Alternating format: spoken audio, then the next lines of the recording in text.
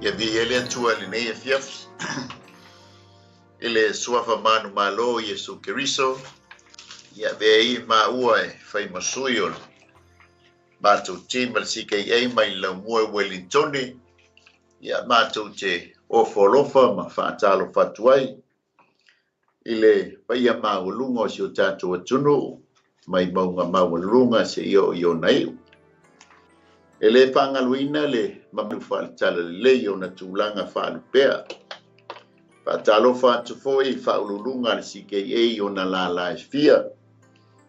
Ia whaatalo whaatufoi le aunanga le Global Kingdom Channel TV i ilona whaululunga.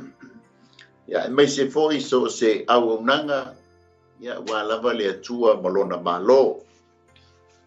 Whaatalo whaatufoi le tapo inga mau o se matou ekalesia sunga le whaafengainga ia mai amaoka ia mai se whalitua ia nufou na o matou matua malolo malo pasta afele fontia afele ia masi o matou tina ia felila patalo whaatufoi wo mai masani na tau foi o muli tauri ta ile nei au nanga ia malo lava le Stalu whaafitai le siaina ia malau ko meni foi so se au nanga ia mawalunga i pea le vi inga o leli ia tel tono le atatou fai me whaasolo nei e fiafs ia tu ina tuai mal whaalualo le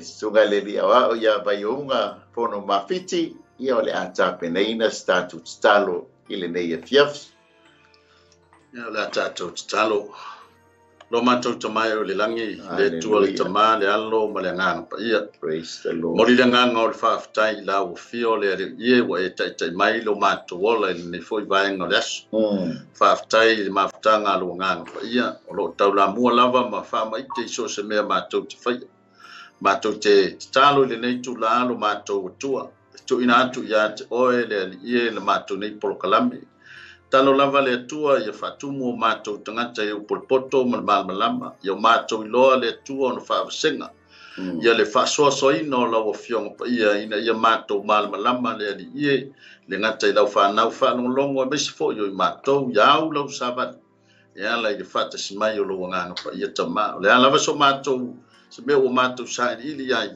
whaatoa e lau o fio e lai lau whaunga i o matou tangata tu mawale vi inga ia te oero matou atua o ile fatau va ayo matou tangata ai tu mau ya to elo vi nga ala ya Iesu Keriso amen ia vi ele tu al nei fiaf fatalo fat foi la sunga vai unga ma lor so i fua ma lor langi mama o i fo ta u fai masui o tato team Wellington le nga yo faftai dai le tu o mo fo le nei felo inga malau sunga i fai aonga ya polo sunga fo ile so ao me se foi le malu fo tato maftanga i lunga o tato penga o te fai langi fatal fatu ma lore on sai ma lore fo lo monuia le o to mo mau fo ile tato sabe variato ile fai unga fo le to saka ia vi ia le tu ia sa mo o tato fa so al ne fiafi ia o tu spai tau na welunga o le tato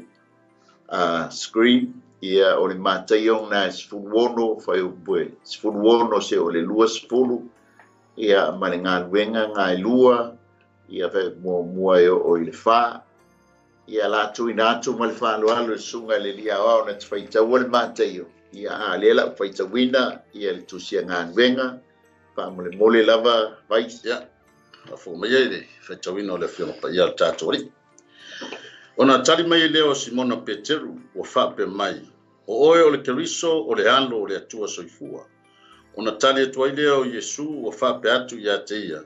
Amu ia oe Simona Paiona a wā e le se tangata na ia whaari atua ia te oe. A o lo tama o i le langi. O te whai atu ne iau ia te oe. O Peteru oe.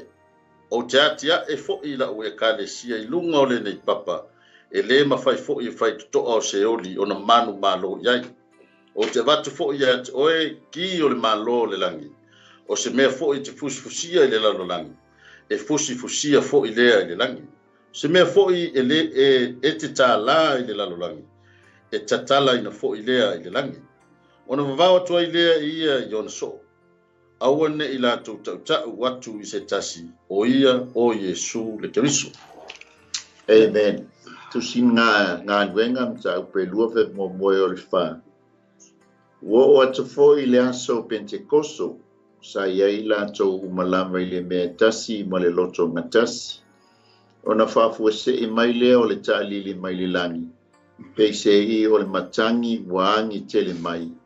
Wa tumu ai le fale sa latou nonofo ai. Wa iloa fo i latou o lau whaiba pei se i o le afi. Wa vaivaina wa nofo i o latou lunga taito tasi. Wa tutumu, wa whaatutumu ina fo i latou umai le anganga pa ia. Wa afu ai ona tautala i ngana ise ese. Pei ona foa ina mai ele nganga o le ngangana ia te i latou. Ia whaamnia mai le tua e tusa mai whaitawina o lana fionga ia fo i pēr matu mau ia te ia lona vi inga e whaamabau. O le tātou whasoa sa mo le ia fiafi ia e whaupuina whaapea o le Galuega le nganga pa ia i le ekalesia. Wa mawai atu le Galuega a le nganga pa ia sa sosoani ai i le au pa ia po tangata na filifilia i le whenga inga tuai. E le ngata fo i leo Galuega le nganga pa ia sa sosoani ai le alo le atua a o i le tino Iesu. Le ngata fo i lea sa tātou whaasoa matala noa i le Galuega le nganga pa ia i le tangata telitonu. O le watalia Iesu Keriso e whai mō nā lii mō na whaola. Ia a leo tātou o mai neia fiafi o le Galuega a le nganga pa ia i le ekalesia po tangata o le ekalesia.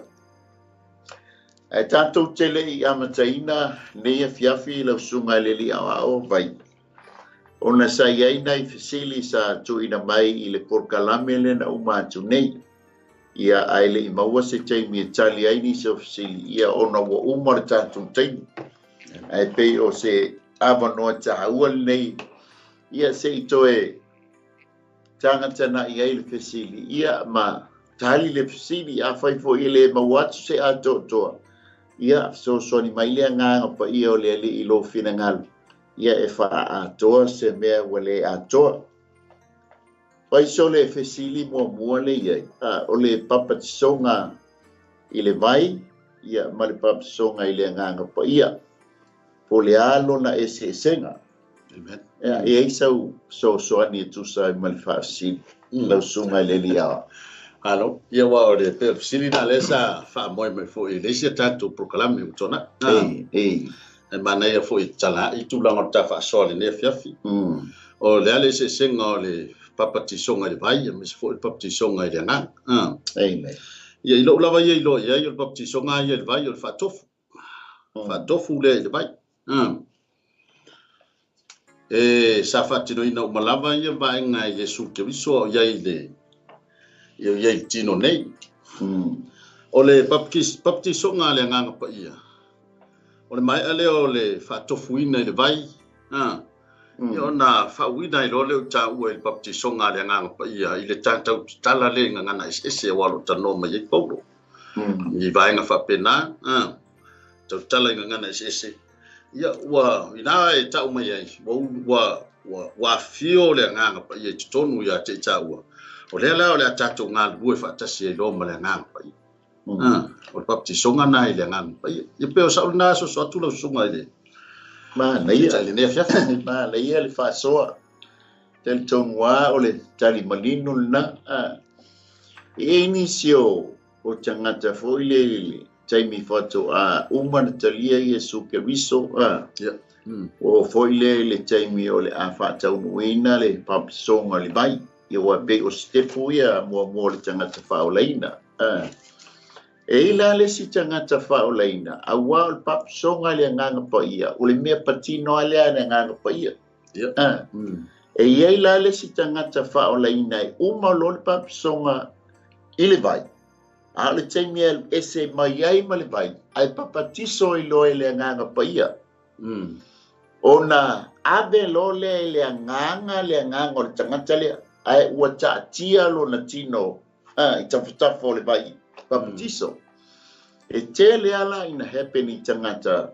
E isi tangata wai ese taimi e papatiso ai o ele nganga pa ia.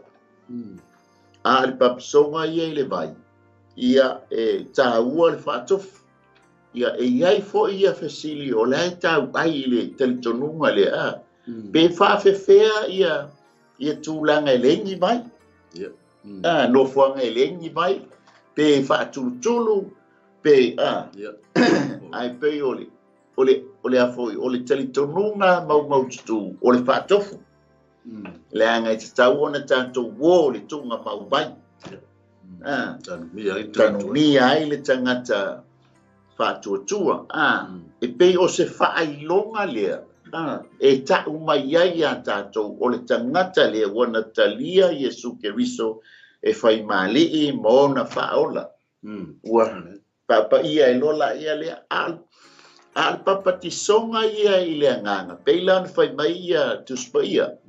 O Ioane le papatiso sa whai ia le ngā luenga wha papatiso. Ia iuta ia. Lea sala vea ai mai Iesu. O le papisonga i le nganga pa ia, le la whai mai Ioane. O o te papatiso ia te o tau le vai. O Iesu le la fio mai. O ia na te papatiso ia te o tau i le nganga pa ia ma le afi. So o le papatisonga la a le nganga pa ia, e le nganga pa ia lava. Le taimi e papatiso ai oe. Ele nganga pa ia le mea taua te whaia mo le awala. O lo talia ina o Iesu Keriso e whai māli'i ma whaaola. O le si tepu mua na, stepu lona lua, pe a whai e te lotu se, o na a iailo le taimi e utala noa mai whai pe a wale a whai le papisonga o le bai. Ia na tātou whātau muina lea pe o na iei Iesu Keriso. O na e sa ili lea i lea li. Ili papisonga lea nganga pa ia. O na pule mai leo lea nganga pa ia. Po le a le taimi papatiso. E le taimi o vi inga. E ples mai au i papatiso ai. Oisi, o le taimi lai fola le upo le atua. Ua whaamanuia mai lea nganga ia te oi. Pe i lao le se senga la. Ia atonua soani ai le sili. Ia lela wa maua tuai male walanga ia le sifsili. Na papatiso Iesu i le vai. A le ale taimi ne papatiso ai ia Iesu e le ngang pa ia. O le papatisonga o Iesu o lo au mai uma i ai tala a whai e bangalia e wha. O le papatisonga la leo Iesu i le vai. Ina wa atoalo na tōsfulu tausanga. O iai la Iesu i to tonu le vai. Na ba aia ina le ta fatonu le atua. Mua o Iesu le nga papatiso i to tonu le vai. Lua o le afio mai o le lupe le e talanoa mai eltus pa ia. O le simpo po le faatusa le o le anganga pa ia i le tus pa ia. O le afio mai la o le lupe, whai mai le tala tuspa ia ua afio mai manofo i lunga o Iesu Keriso. O le atale na o le whaau unga ia Iesu Keriso, a tonu o le papatisonga fo i le na le anga o Iesu Keriso o ia o le atua. Lua, o le inga ua fio mai le nganga pa ia manofo i lunga o Iesu Keriso. Ai whaafafonga ina lole si ufofonga mai le langi. O lo uatali i pele le na o te fia ia te ia. O le tawhatolu ngā o le atua. Le ngata o Iesu Keriso o ia o le alo o le atua. O le lupe, o le ata, o le nganga pa ia. Ma le si ufofonga, o le si ufofonga o le atua le tama. Ia peisa so ni le sili na lua ia leo na ua manino na ua manino ia o le papatisonga la na o Iesu o sa awai le nganga pa ia i le papatisonga no Iesu so e fala tele la tulanga i le papatisonga le nganga i le vaenga le ta o le tau tala inga ngana ses. Amen. Awai, yei fo ini si tantununga e mawhai on tantonu i ngana ses ya oni si fo i se fo i tantununga. Ai tato matamata le taimi na fio mai le ngang pa ile Pentecost. Ia. Tato matamata ina manino le ina baptiso ina o ilato uma o ina sa fa tali ai. Fai mai ua te tangata ia tu fafo tangata mai sino ua tu au. Ia. Fa longo tu fa mai sole o nganga ka ko le ngana mai tangata nei. Tato to titilo foi la taimi na baptiso ina ia na o ai tala inga ia Cornelio. Ia. Aya. Ia. Ya tato Kaisaria. Tato tilo foi la inga. Ya. O le mena tu. No umalona talia le faotanga e Cornelio ma le latou. Ya. Papatisoina lo ele ngang pa. Amen. Fa fo se I lo le watu papatisonga le ngang pa. Ya le fa mai lo petelu. E ye se taf ya le vai. O le o ke pusa o tangata nei ona o le. O le nau. Langa papatisonga le ngang pa ia. Ele o komik. Ia. Ele mo fo I tangata. E ao ona sa ili tangata papatisonga lea. Wa umona I papatiso wa la fafonga mai li to tele o tatou sa wa umona papatiso le vai. La fa pe so le okele yo o a wi papatiso ka le ka pa. Okele no o fie se fulu tau sanga. O yai te todo fa sanga o tele tau tala ngana ese. Amen. Na no to fa mana tu tatou po kala me nefia e sa ili tangata. O le sa ili ma le nau o le vai foi le nau ko le lio le na ko fe o se le nau mai tangata ina mai mo pe teru foi mai sole o tangata mai ka le mai sole pa ngana ka to le o ngana mai tangata ni asia wa papa tisoina wa fatu mulia le ngana pa ya tau tala lo ngana ss o sto fa la telenga na la sunga la le Ia foi mal fa konga me se foi la sunga tata ne fiafi o te tamafta o te teletono le ua malama a peia na ta ua a le si a to ia te ma ua ia talo le nganga pa ia na te fa a to se me ua le a to po se tali le fiafi a le tato wo le tato fa so le fiafi o le tato fa so nga wenga a le nganga pa ia ile tangata o le ekalesia po le ekalesia pa yo ngola sau sila fia ile ekalesia le talano mai peila ona talano mai ia le Mataio le suono le nga fai e Yesu o pe telu oe e fausia lau ekalesia ilunga o le nei papa pusa le tusia ia Yesu wala so semana tu yai family mole vais alo perfect tato mata yai ole kalesia yo na utala no sa o Yesu ya petu o ole te kalesia te taimi o tata no nga ne fiafi ole la ta o tu meta ole u ole kalesia mai le na wa Yesu lava yo le u ole kalesia ole e tanga I fo ila lo sunga no fo mo ma fo fau ile tau al fa tau ina Yesu o tangata por fa tau ina fo ile tu o tangata le na au mai ile nga pa ia fa mai no fo to tonu o tangata amen fa fio le nga pa ia wa ve ai ta to o malu le nga pa ia malu e fio ia Yesu ia le nga pa ia na e matamata le o nofo mo baba hai o titiro sa mo e kenole finga ia o mena na mai lo mafo fau a fa peta ua ile tangata tau tai lo na upenga o lana nga luenga e fai upenga ele ngata o na faonga ai au mai le upenga to e folu so ina masa sai tau ta pena le upenga wali stai pe yo le tale ina o baba ai ile ole atonu le ekalesia o le ekalesia o tatou o tangata ua saulia ma tapena mo le atua ma lona finagalo amen O tātou oe wa talia Iesu Keriso e vea mali ma faola. A vea ai tātou I tātou subi. A vea ai tātou I tātou o tino Keriso. A fio mai lole o le nganga paia. E tā pena ina o tātou tangata. Le winga leo lau tala le na faa tātou I le tūlanga o le upenga. Ai loe le tautai o le upenga le tau sielo na ainga. O lana le ngā wenga fai I ato atoa. Ia le lei. Fa pena le fa tumuina le tangata e Iesu Keriso po le tu o tangata I le nganga paia. E tā pena ina I le tangata mo le ngā wenga. Ia le. O sa ole na. Ma leia le fa soa ne pia. O le winga o le ekalesia o le tangata. Ai si tau le titi ai tua la le history.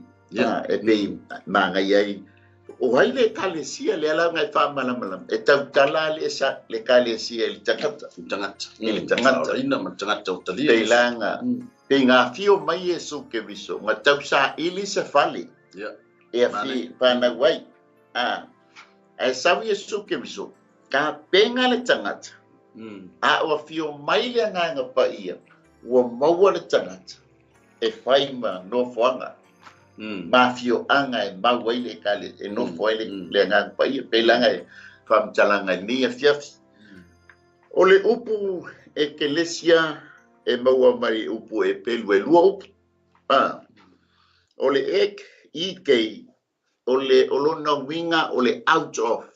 Po o le babai ese. Ma le upu e longa lua o le kalio. O lona winga to call. Ia po o le bala awina. O le ekalesia po le ekalesia. O I la tou ua babai ese. Mo le bala awina a le atua. Le ekalesia pe lao na fai mai ai. Ia Iesu Keriso le fai mai ai a pete. O Simona oe paiona. Awa o le tangata na fai a wha le atiti. O suma le vanu. O te fai atu wa nei I ate oe. O pe telu oe. Le angai lua vaenga o le ekalesia. I tala noa le ekalesia I le tangata e tō tasi. Pe ilau ni whaaptala atu e sunga I le ria wa. E mawhai fōi o na tala noa le ekalesia I le mea te le. Universal Church po le ekalesia and a local church po le ekalesia. Le lepa mai e pe te lui o Iesu. O lau ekalesia. O le papa.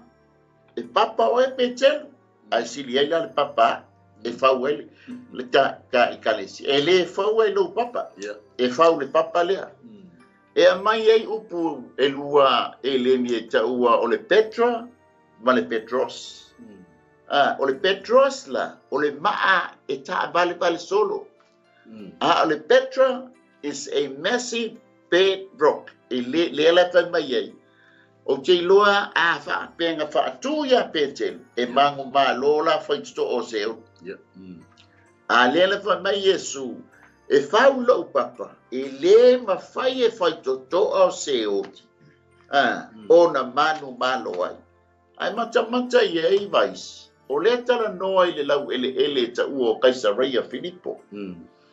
O le vai tau lea. E pe e tolu ia mo mio no fuanga o tau tapua inga. O lunga I 𝚚𝚙𝚢𝚑𝚝. O tonu I Samaria. Malalo Jerusalema. Le alanga lainga abe Iesu le wali le iluma. Se I wha atali tonu ia pe telu ma le au so. Le anga o lunga I 𝚚𝚙𝚢𝚑𝚝. O whai totoa uma li mele sa iei. O whai totoa o tupua. E iei ma le tupua e ta ua seu. Le ala whai mai Iesu. Whau le papa le wa. E le ma whai la whai totoa e ka tonu iei lau iutaia. O na manu malo ai. Pela na mai le ta. Ai mata le efeso mua fai upe tolu e o suma le tasi. Ia ma le efeso lufulu lua fai upe lufulu tolu. Le ta ua e le apostolo Paulo whapea. I le fai upe iba. Ina ua whaailoa mai ata I tātou le mea lilo sa ilona fina ngalo. e tusa malona lava pule tunoa na ia tuui nai i lona lava finangalo. E le i whaataunuina Iesu le ekalesia le teimilea. Ma whaatali Iesu ile anganga pa ia o ia na te whaataunuina. Le ngā lainga maua le ione le lua vai moe o le wha. O le tala Paulo. O le mea lilo sai le finangalo o le atua. Le ekalesia. E le i whaalia mai, le lafa mai Paulo ia Efeso. O le mea lilo le na. O le bala awina. O le bala awina o le iutaia. Ma le tangata o no ese. Ia tu whaatasi i le mea tasi. I le tino keriso. E avea ai o le ekalesia. Peilaunga e tala. O le ekalesia. E le o ni mea tō tino o pausia. Peila o man. Falsama. Lua, e le o ni lotu po ni denomination. De ekalesia. Tolu, o le ekalesia e le o ni ati na e whaale malo.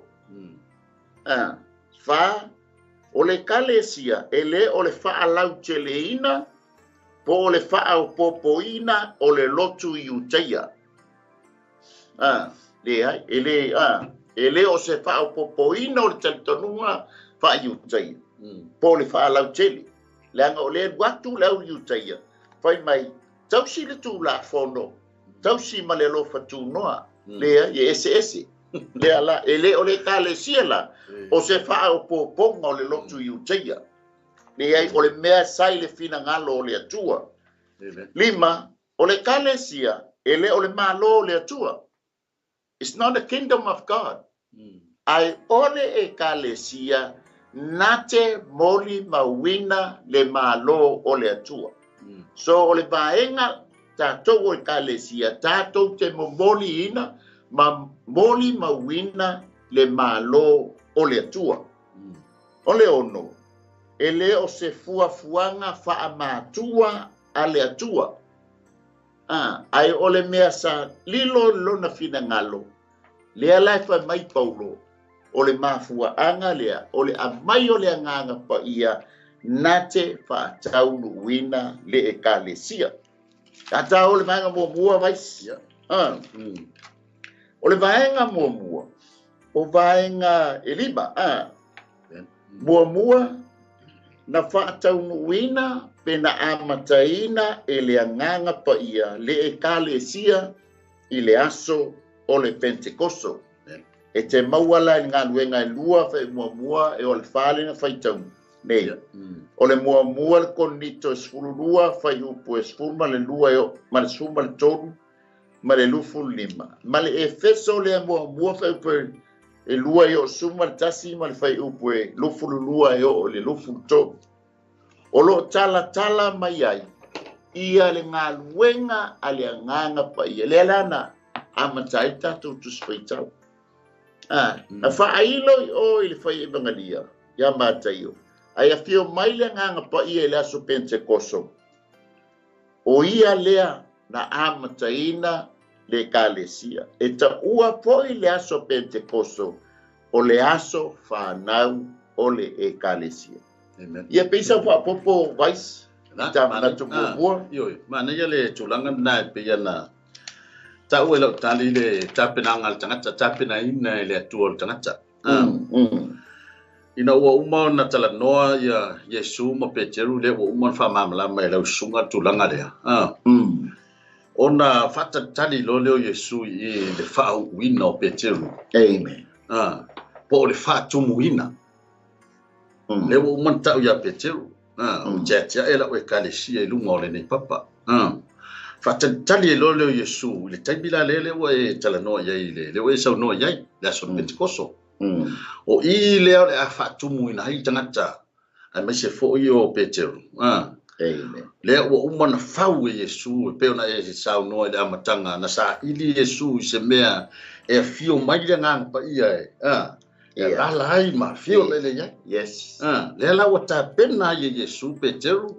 ma pena au so a fio mai lo le ngang pa ia wa fio tonu ya te la tonu Amen. le la wa ta ua o ile na fa na o ile le ekalesia ina ua fa wina ila to ia sa ta pena Yesu o me mo na ta pena Yesu tino Yeah. ta pena Yesu tino le sa eta ua le sita to por kala me utona wa ilo le ya Yesu o le nganga le ti apol Yeah. ele mfaila tino tangata pola lava fa mai malo se fa to tu ai ale ile nganga le ton Amen. ele mafaila na fita ya i male nganga le Yeah. le nganga fa la velabe Yes. le nganga le te Yeah. nala le na tape na ina loa le man ne le sau no ngate na sau no ye le la wa fio mai le nganga pa ia ile aso le o le Pentecost Yeah. ya mafa tumu ina tape na lo ina tangata ready to go Yeah.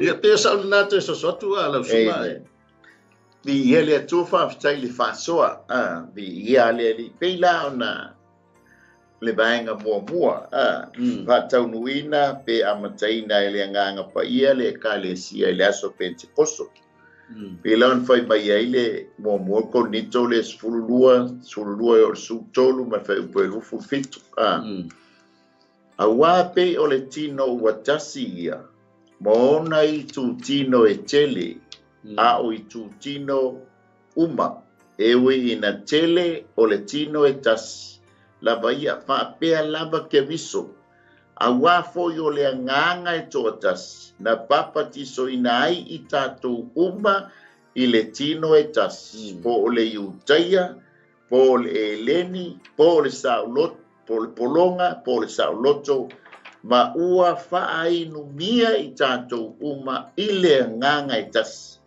awa a o tau o le tino ke viso o tau mai tu tino tai totas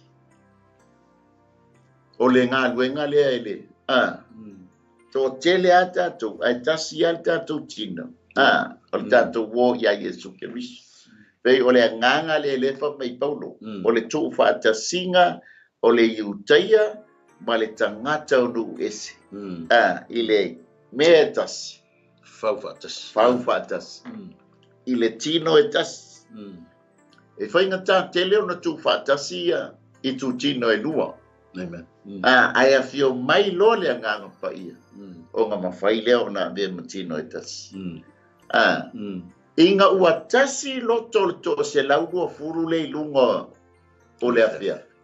O ngā whio mai loa le nganga pa ia. Fa'atu tumu le se laurua furu lea. Ona a mata i lo leo le ekalesia. E na mua ta mention mai le upu ekalesia le fa mai ai Paulo. O le nuu o le atua le sa ta milo le bao. O le ekalesia. Langa na vavai ese mai utaia. Po Israelu mai malo e fit se furu na vai tai. O le mea ua vavai ese. Vai seina. Pe la fo tatou. O tatou ua vavai e seina. O sa o le foi le e whakasa ia soia. Ta ua o le la mosa. Lone tona visionare society. Sa o te masani la le tūlanga le mea tau o le ekalesia. I masina te tasi le teimi le whai le whamana tūna. E umaloa na whai le lotu. O le la ta pena e mo le whamana tūna. O na kōlo lea ngā o tangata e ekalesia por pāk. Ia e o umai whawhona lau tele le lotu. O na tanofo e lo lea titono. O ha o ekalesia. Langa o le ua vavai ese mai tangata o le lotu. O le winga tonu le nā o le ekalesia. Pei lau na iei tātou. O na ua tātou vavai ese mai tāpua inga sa tātou iei ina ua tātou tali tonu le afiao ngā le atua. O le talia o Yesu Keriso e whai mali i mawhaola. O le tātou au wala le i le ola e whaambau. Pai e lo le marta sa i le ngā fio mai le nganga pa ia whātu tumu i tāu. Le ua mafuai o na tātou mau. E leiso tā poto, e leiso tā malos. Ai o le nganga e whesoso ani mai a te tātou. O le mafua anga le whamai Yesu pe telu, whaatali Jerusalema. Se iau tau maua le mea lofa fōa i fua ina mai. e mawhai ai e o tau ona whai ale ngā. That's right. Te loanga le whātutumu e le nganga paia. Whetai ia ma le pelu sa i tūlou. E le i fōi asia. Langa ua solid. Po ua tū mau le nganga paia e wha malo sia i lato. E wha pena fo i latato. Amen. Ka ol vanga i lua. O le vanga i lua. Na fausia i le nganga paia le ekalesia. E avea ma malu fou mo le atua. Ia peisa u whaupopo. La sunga le ni ao pa iunga. Antonu o lewa na pese to tele. O tato malu. Ia. Whaifo i ma tau loto to tele. Ai o lo o lilo ai se vai ngā taua e tati tonu fo i e mana i e le nā tau loto pe a whai o e tausi ai lo man. Ia. Leo ne taua e se le mea la poa. E se foi se tamai mele o e lava ia ma le lua mafutanga ma le nganga pa ia. O lo ua whaatumu i nai tātou. Amen. Lea lai mana ia whai mai o tātou o malu tātou o le nganga pa ia. Amen. Ua whaafio le nganga pa ia tutonu ia te tātou. E iei teimi tātou te pe o lo uia le nā mafau. E pe tātou te whewai fo te leo teimi tātou te whaatala le ai. Ia. Tātou te e ngalo ia te tātou man. Pe wa ngalo ia te tātou e le to tasi tātou i o tangantau e ua vavai se ina. Le ua whaafio le nganga pa ia te tonu ia te tātou. Amen. O me umalawa la tātou te whaia. E te tau nai loa mai ai le tangata lea o lo tonu. Le mele o e tonu ia te tātou. Amen. Ono le o tala noa mai le malu tātou. Yo lo no ingo tātou le o te ua le mele. Le o lo no fo tupu ai le nganga pa ia le tonu ia te tātou. Tātou te mawhai ai o na whaia ngādwena. Aisea. Ono le ua iai te le nganga pa ia ua whaafio i tonu ia te tātou. Amen. Ia wai piwhai ona e tala noa e le o tala noa le ekadesia le malu po le mana i o le whasa. Yeah. Whasa e whaia e lima po le mea whaitino. Alo tala noa i le loto i whale le nganga. Amen. To tonu o tātou loto. Mai o nāle o tā pena Iesu Keriso. Au mai lo leo le nganga pa ia. Tu o tonu. Amen. O i lātou uma o talia o ia. Whātua tua i lona suafa. Ia lea la o tātou talia ai le nganga pa ia. E whaafio te tonu ia te tātou. Ua vea ai i tātou. O tātou o malu ia o le. Le nganga pa ia pe ona. Ia tātou mta upu le ne fiafi. Ia.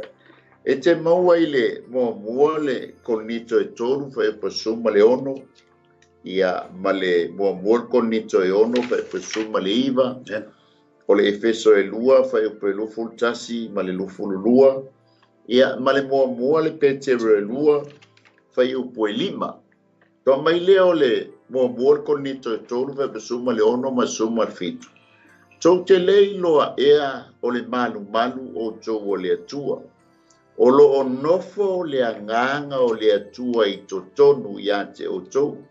Pa mai fai pasuma al fitu. Pa e wha leanga e se tasi le malu o le atua.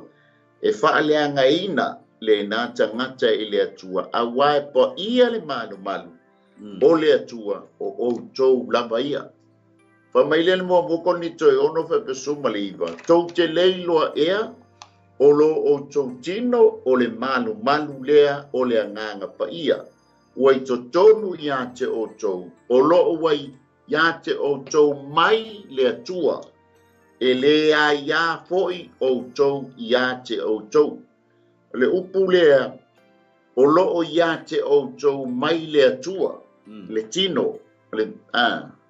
O lo tala noi o tātou tino o le malu lea pe ilaonga tātou o le teimi o whanu. Sau Iesu e tā pena le ekalesia e whaau whale iai. Ae, o le wawa ai atu i le afoia. I le amainga e le apostolo o le tino. Ua tāu o le malu. Le anga o le mea tō tino le atua.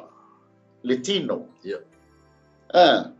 Tatala no foi lisi taimi foi le na fa so ina ia eba.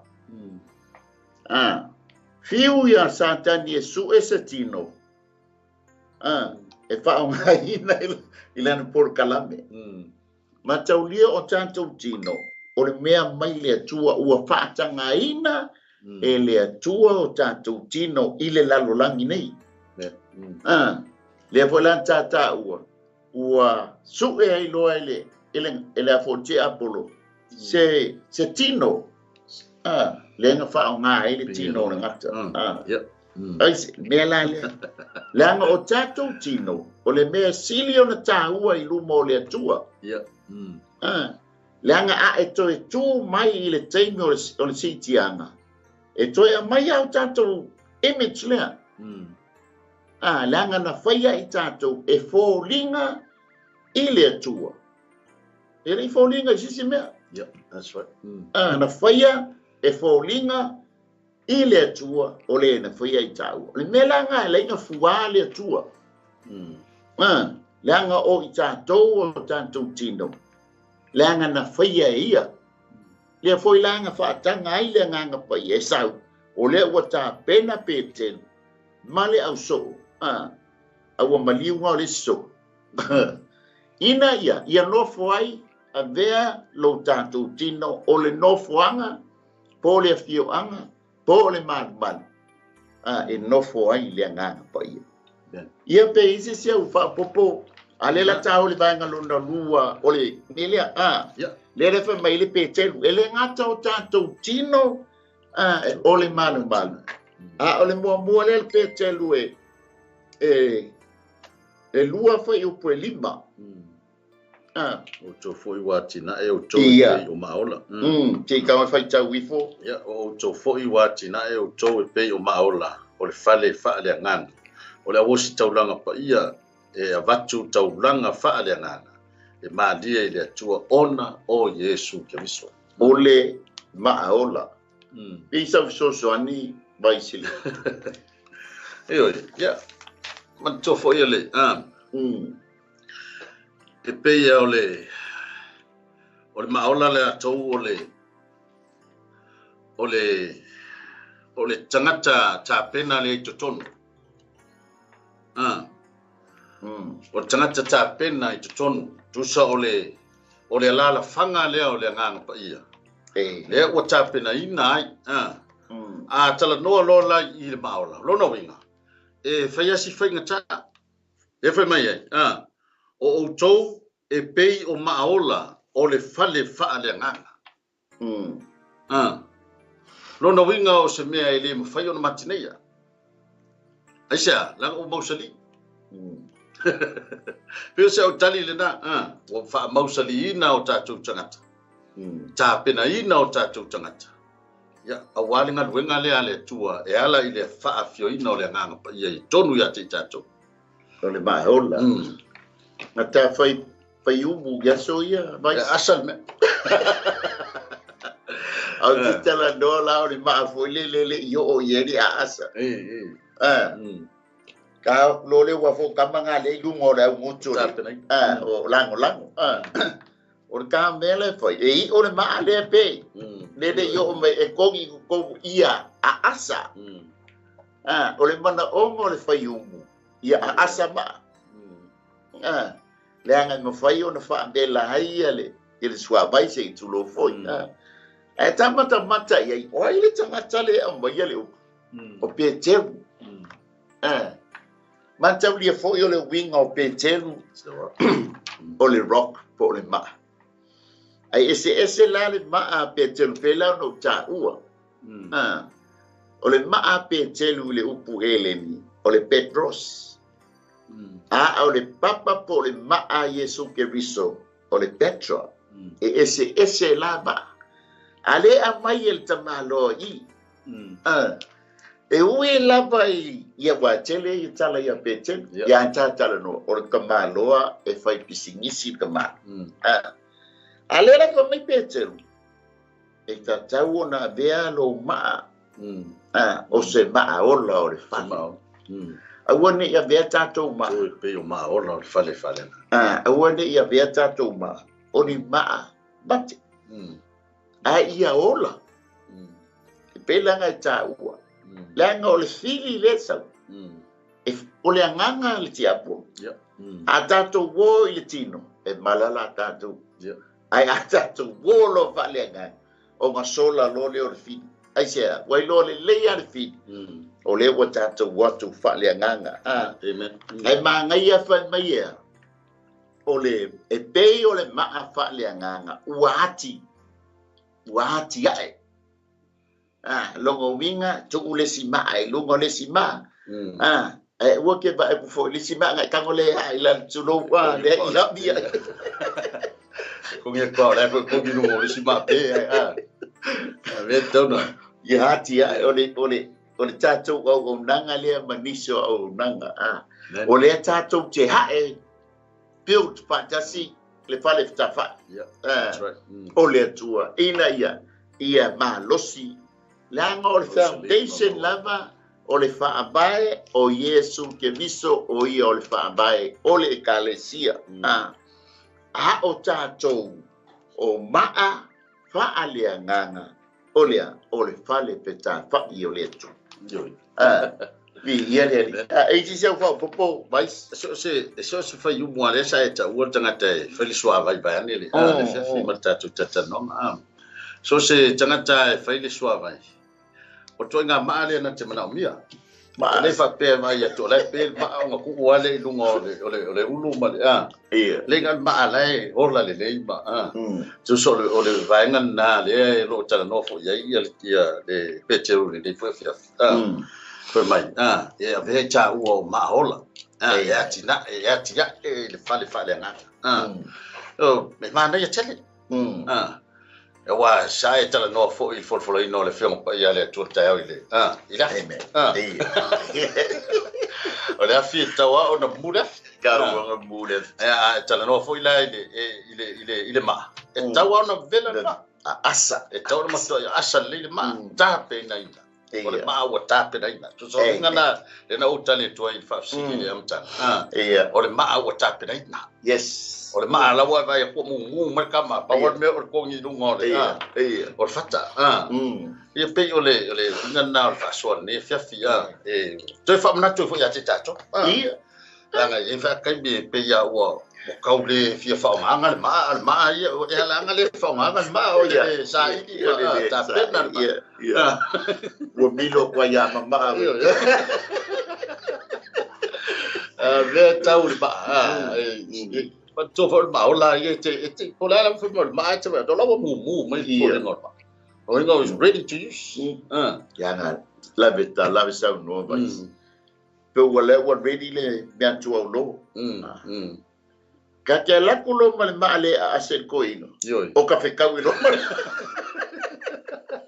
le se ka pikinga le ma wa mu awaka ke ko la be ko inga pe ka la ku ma la pe o le ba penga ma le tua e manga umia le tua tatu ma ia asa langa e asa ki apolo ma ai asa mai le fidi ia fa mai si dia le o tonu ya te tatu na i lo o ta milo ge o le vaenga lona tonu mai o le nganga pa ia nate au maia le whaau uma ma lama anga ma le ta inga o le ekalesia i le whenga inga fōu e te maua i le lua konito mua pe lufu tasi o lufu lulua o le salamo e se laus futolo fe mua o le tolu mua le yoane lua fai upe lua sfulu ma lufu fitu o le efeso mua fe pasu fitu ma suma le balu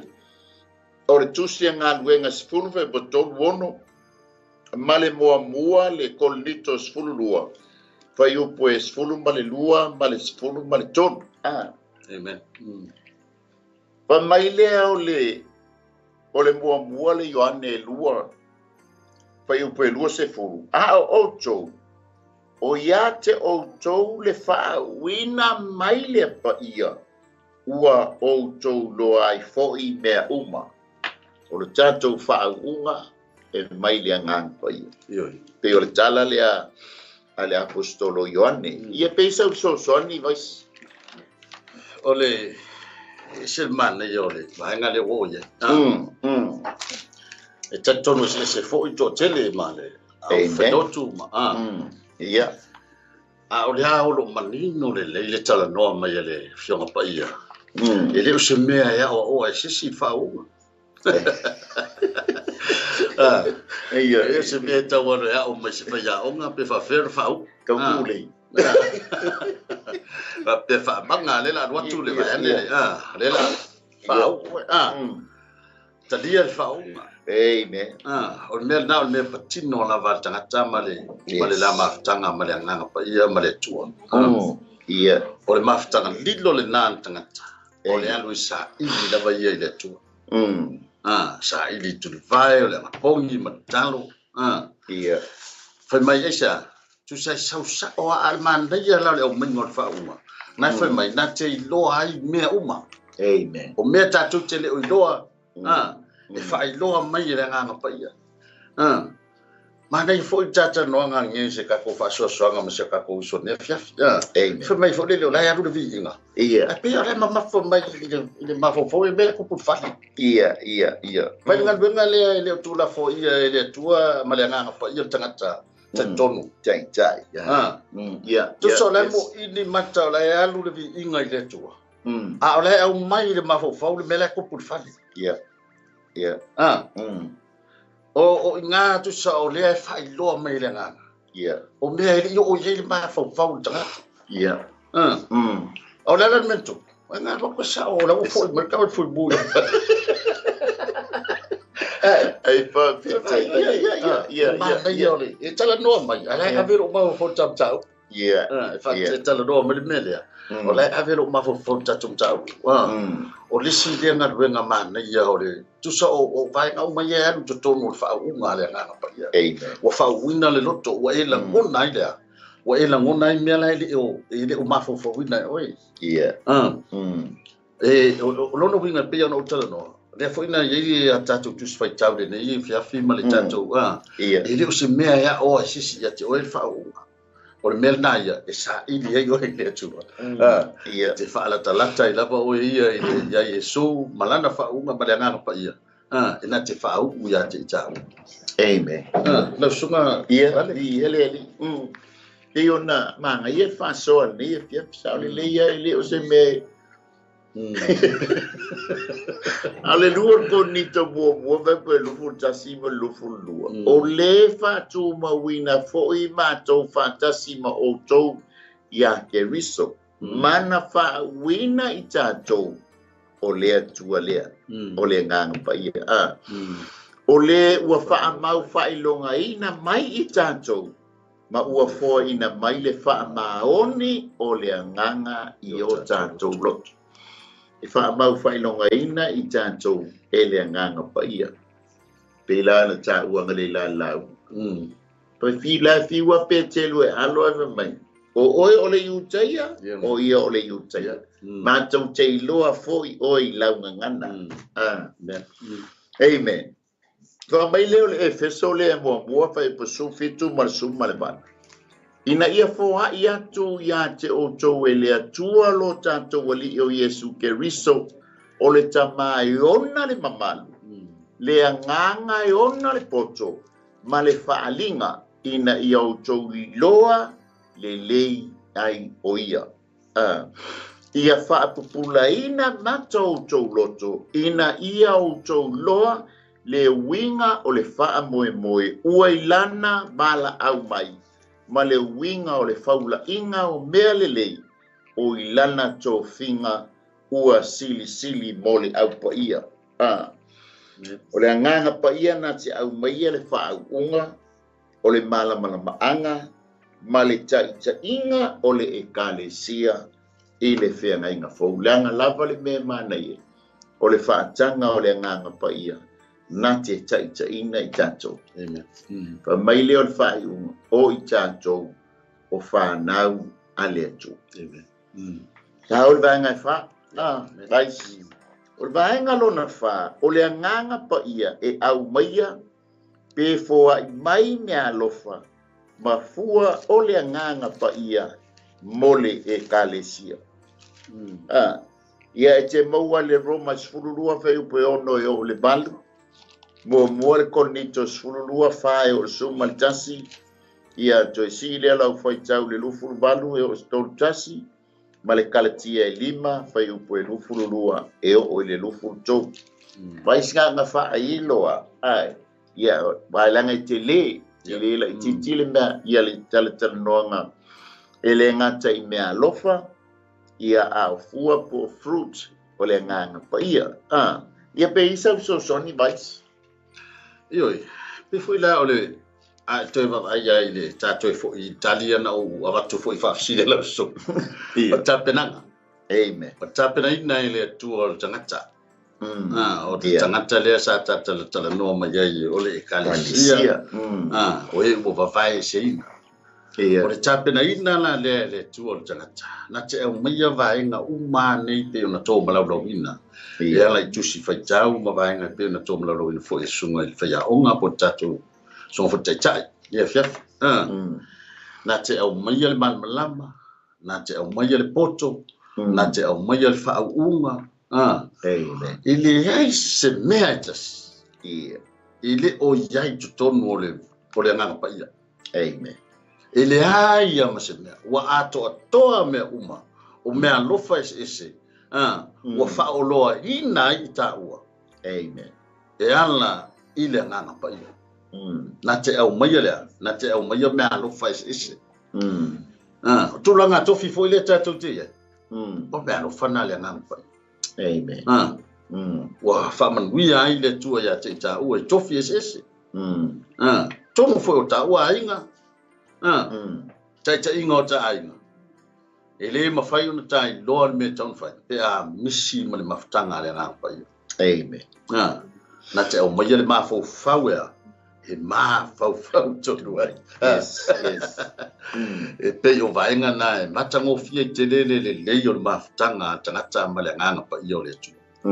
Te au maia le poto. E te loa ai o na whai unga. I pe sa ona so so tu sunga ma lofa fitai o mea lofa e se lo fie lo tamba pe fa se mea lofa mo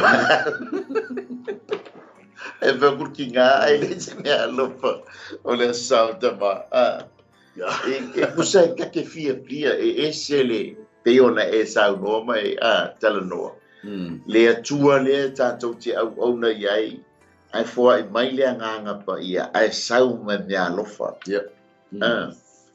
Ina ua alu le au na aper amo e sa ili se ava ale alona antali. Ele I alu sama noa. Ngalu ma mea lofa. Ngalu ma mea lofa e foa inai le tamata. Leo le awhai ma ava ale antali I olo matai. O tatou o le bright a Yesu Keriso po le mana mea a Yesu Keriso. Mafua angale ngalenga mai mea lofa ia. Ina ia fa mea lofa mai ia ile nganga pa ia. Ile mana mea a Yesu Keriso. Le anga o le mea lea sa I fina ngalo le atua. Se mana mea mo lona halo. Ai au mai iai ole ekalesia ole tangata ua whao laina ua mamai ese e tā pena la o mea alofa ia e le ngata ina wha mea alofa ina ai o e peila o na tango tala no atu le sunga I le li awa to e tā pena I mo oe e wha o ngā ina ai mo oe lo o langa au nei le li le anga iai le taui e muli mai e talia Yesu Keriso e whai mali ma wha o la iai le taimi e whai iai lana whai unga o lana whamasnonga ai whai mai ai au hata tau ngā luenga e muli mai ia te I tātou peila na tala no atu le sunga le liawa o tātou tofi e wha au mai le nganga pa ia au mai ai ma le ori mea lofa tu sa e fai tau le I le afo ia I le Roma le sfululua ono e o le bali. O lo tala noa mai I mea alofa. Ma le muamur konito sfululua fe upe whae o so ma le tasi.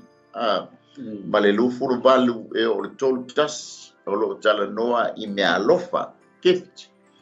A o le kalatia e 5 fe upe lufululua e o le lufuru tolu. O lo tala noa mai fua po fruits. O le anganga paia. A la tātou le o ia iau ili taito tasi. Se taimi e le wha solo ai lumat por kalam. Ia ona tātou wole ia I ona o le tātou taimi. A le mānaia I o le atua le te au na ia. E whai mea lofa. E le ngata I mea lofa na mai le ekalesia. A o mea lofa na mai mo oe maa. Tā te au na ai I le atua malona fina ngalo. O le vaenga lona 5, vaise o le vaenga po ile muli te lo fe tau ia man tātou taimi. O le anganga pa ia, o le sui ma aia, o le ainga o le atua e taita ia, ma wha au pengaina, ma wha a wina me o tō whinga ma le ekalesia. E te maua I le ngā nuenga le asfutolu whai mua o le tolu. O le ia to si ile o le ngā nuenga e 15 whai upe lufuru balu. Ma le ngā nuenga e 20 whai upe lufuru balu. O le feso e wha whai upe balu e suma le lua. Mua konito 12 whai upe balu e suma le tasi. Mua le konito 12 whai mua e o le 5. O le ngā nuenga mua whai upe balu. O le mua le petelu. Whai mua e o suma lua. Wha mai leo ngā luenga le 15 whai upe lufuru balu. A ua le lei I le nganga pa ia ma I mātou nei. Ia le whae atu se tasi a venga ia te o tau.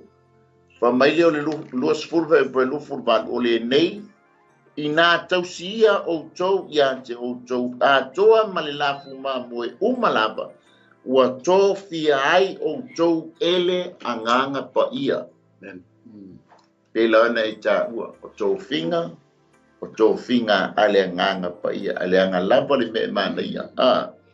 Lua, e whai ma leo. Ia leo atu I le ekalesia. Ale atua. Ua whaatawina e ia mona I lona lava toto. Ia pensau whaapopo vais. Sai maritatu. Ana ia le. Vaenga muni buli. Si wha mawhaila o mata fo ta pumal vaenga lea le. Whai tau a paulo I le tusile mo moko nito. Ia. Tau pe lua le whai upu lea e wha. Ia tu whai upu lima. Alo ia whai ele sao ni tu la upu malau tala. Inga upu mali o le poto o tagata. Ai pe tai o fasino mai ele nganga ma le mana. Ina ia le yailo o tō whaatua I le poto tagata. O le mana, o le nganga, o le atua. O le whamawha o lau tani I vaenga lea o le whamoe lea I le nganga o le atua. Ai le o le poto o le tagata. E whaatino ai o tātofi mo tātiute.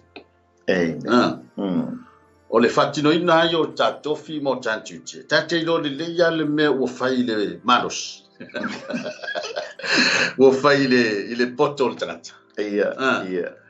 E te ai e fiu e tau mawhai e le ola. A tonu fo I a le lei fo I na sina teimi. Ia. Aisia, langa o ele o se mea mai le nganga o le tua la o whai. Ai, o le au ngale o le au ngani a paulo fo I le nei a fiafi ma le malana whai tau ngai le tusi lea. Malana whai tau. E au ngale wha moe o le tangata I le mana o le tua. E nā te whai ai lona tiute. Amen. Lona whai wa ua wala au ina ai. Ai le o le poto o le tangata.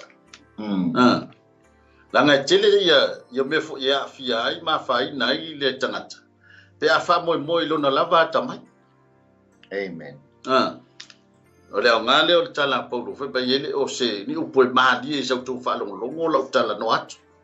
fa pe a me wa la ngai foi de nga fa sa mo fa pe pe fa fi ma ji foi de fa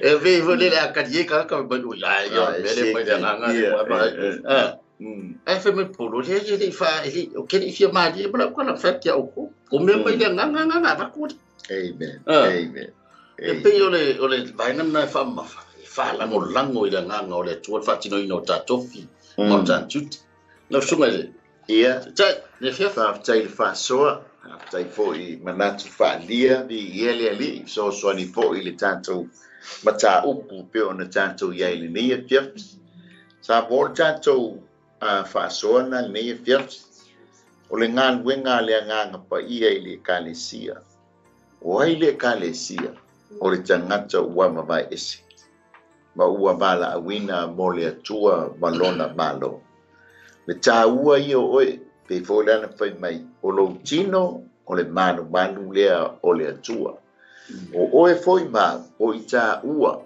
e a vea pei o maahola o le fale whita whai o le atua e mana o mia lai le atua oe e mana o mia foi e le atua i maa ua a walo na fina ngalo i le nei lalolangi i leo se tala inga o se lotu o se tapua inga ai o lona fina ngalo ina ia tele ni nganga e manu malo ina mo ia malona malo o le mea lofa e le so ona avea i sesi le mea lofa o le mea lofa le anga sau mo le nganga pa ia na sau mo le tangata ma mai ese o le tangata wana talia ina Yesu Keriso e fai mo na lii mo na faola nga sau leo le nganga pa ia ma tuina ia te ia le mea lofa e ngalue ai mo le atua malona malo a e mana o e te pia maua se mea lofa mai le nganga pa ia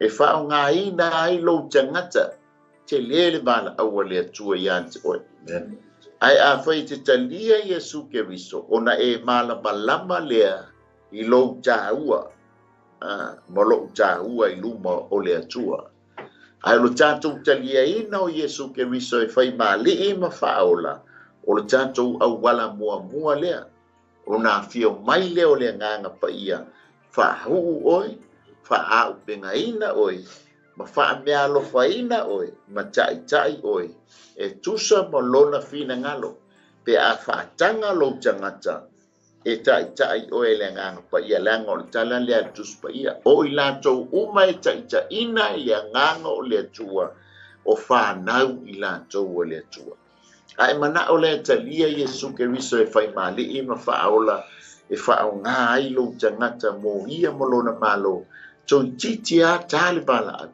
pe hili fo ili pufa ia pe o mai fo ili bala au e ala ili oti au e talia Yesu Keriso e fai mo wali i mo faola tātou te sāua tuai i le ola e wha la ma fia e fai ale titano ai o te malao ia te oe whātai mai upo nei te talo o le te talo lea o le whaola tanga e umaloa na whaia lau te talo o le taimi fo i lea e tusi ai lo suapa po lo ngoa i le tusi a le tamai mamo e po Yesu Keriso le anga o ia e ana le tusi o ingoa le tusi ai lana tusi na o tangata uma ua lātou talia ina o ia e whai mo nā lii Mona whahol.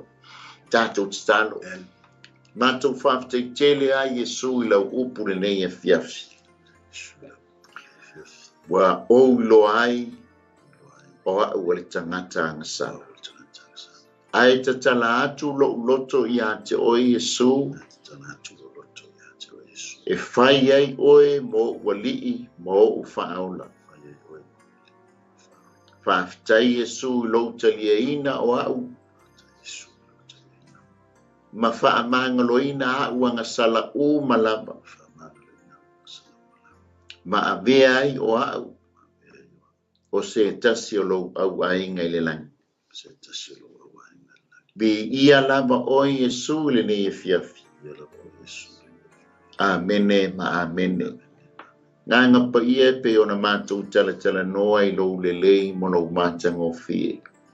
O i lava le ua faia le tatalo le fa'aolatanga e taliaina ai oe fai mali'i ma fa'aola matou tatalo nganga paia se e fa'amanuia fa'amalōlō ma e fa'au'u ia te ia pe a tusa ai mo lo finagalo e te lima taʻitaʻina ai lona soifua o ai foi se tasi ua malepe le feagaiga ma oe Iesu auana faia le tatalo i lenei afiafi e toe fa'afou ai le lua mafutaga tatalo agaga paia e toe timata lana upenga toe afua se tae au fou mo oe malo keriso ua lata mai fa'amanuia le atua ia te i latou uma lava o fa'alogologo mai i lenei afiafi taliaina fo'i o Iesu keriso e fai mali'i ma fa'aola fo'i iā te oe le vi'iga ona o Iesu amene ma amene e ai vaega e te faia sa mafaia fo'i ma taimina talia ai Iesu keriso e fai mali'i ma fa'aola muamua o le faitauina o lana afioga le aga o ia o le upu o lou faitau o le tusi paia o le talanoa mai lea o le agaga paia lea ni tatou talanoa i lenei afiafi ma fa'amalamalama iā te oe le loloto ma le tāua o ana afioga mo oe lua tatalo o lou talanoa sa'o a lea i le tamā e pei ona matalanoa atu i lenei afiafi e lē mafai ona silafia i le atua lou tamā se mea o lo'o iā te oe ma sou manaʻoga se i vanagā ua e alu iā te ia e ala i lau tatalo ma la'u tatalo tolu tago e ta'u Iesu i se tasi o lou ta'uina o Iesu i se tasi e fa'aolaina ai lou agaga e le gata famai le tala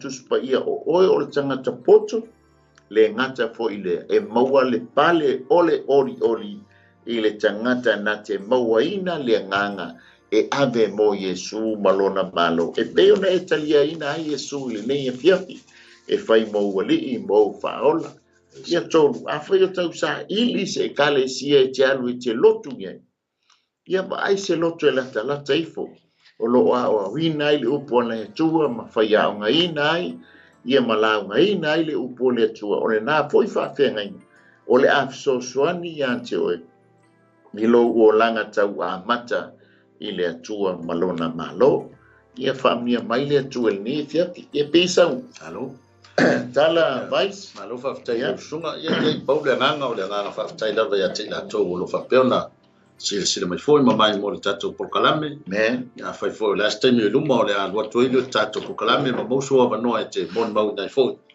ia talia le ali'i o le ola e vea mali'i ma fa'aola tatou galuega tālai tatou galuega faifai pea ia ma o le tatou homework le lena o mai e Iesu e tau le tatou fai o le tālai atu lea o lona finagalo fa'afetai atu ai iā te i latou o lo'o pomeni mai i luga o le tatou pokalame ia fa'amanuia tele lava le atua iā te outou ia pe ole tala na ne fiafi lo sunga ia ni ele atua sa mo tatou fa'asoa na ne fiafi ia fa'amanuia tele a le atua ia te oe le mulimulita'i le fo'i fa'afoga mai ne fiafi po sesi fo'i taimi e te maua ai nenei aunaga ia fa'amanuia tele a le atua ia te oe le a fo'i se fa'amatalaga ua pa'aupapa ia fale i le atua lo finagalo nau taʻiga ia tatou talia o ia e fai mali'i ma fa'aola amen ia le a fa'aiuina i tatou se tatalo i lenei afiafi matou fa'afetaitele agaga paia e lo mafuta mai a o matou fa'asoa